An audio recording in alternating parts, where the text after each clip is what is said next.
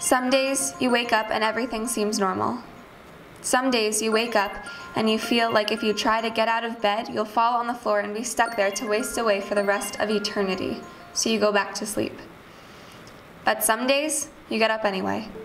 You find that you can in fact move and you go on with your day trying to ignore the lingering feeling looming over your head, the perfect storm of fear of the future and regret of the past.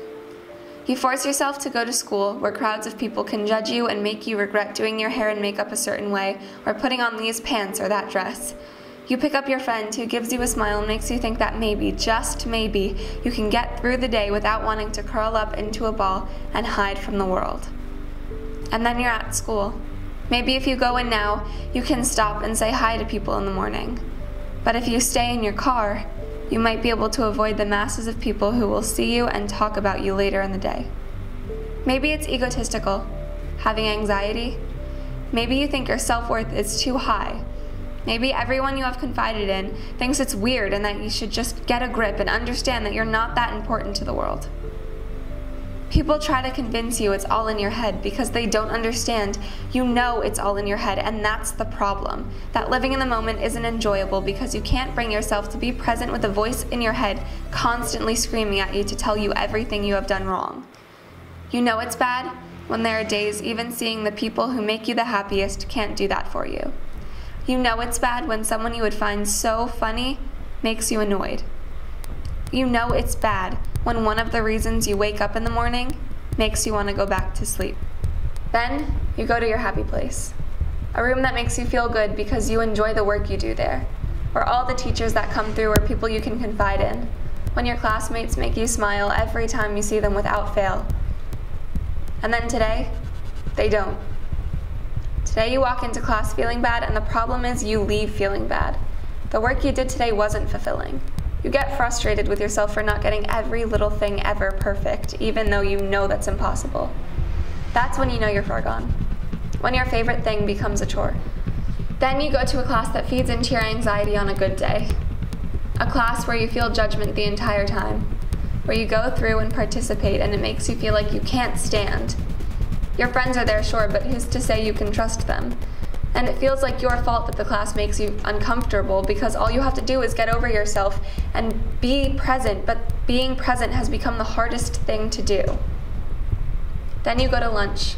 You'll eat in that room you love so much with no one but your best friend in the world, and somehow it's still not helping. You don't want to talk about how awful your day has felt because giving her that information could hurt more than bottling it in. You start to realize your anxiety stems from connections to people, and you can't take it. How can you get better when you need to talk about your feelings, but the thing you want to talk about is preventing you from doing so? You can't give anyone too much information because they could use it against you. So you run. You get out of there. You don't know where you're going, but you need to go somewhere, anywhere else. Everything around you is moving faster than ever, and it feels like the time given to you in one day isn't enough as you run through the halls hoping to escape your body, your heart beating in your ear louder than any of the chatter going on around you. You think that it'll work, that heartbeat will be exactly what you need to separate yourself from the world, but then all the voices from the people you saw today begin to compete with your own, and your heart and the people around you, and it's too much. It's just too much. Then you realize you aren't breathing, and you haven't for a while. You're trying to catch your breath, but it has a head start. Your nervous tics are surfacing as you twist the wave ring on your finger and rub your palms together. And then, all at once, everything stops. Not because you've calmed down, actually the opposite. You've overworked yourself so much that you're still not breathing, and now you can't see clearly. You fall to the floor and sit against a locker to keep you upright as you feel someone touch your shoulder. Panic rushes in you as it all builds up again until you realize your best friend was behind you the whole time. She tells you to calm down, to take a deep breath and talk, but you can't.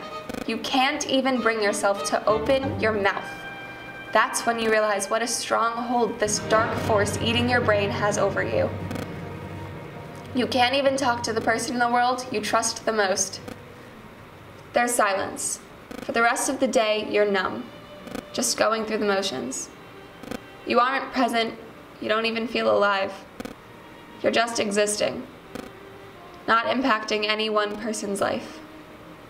You drive your friend home and she tries to ask you about it, but you still can't talk.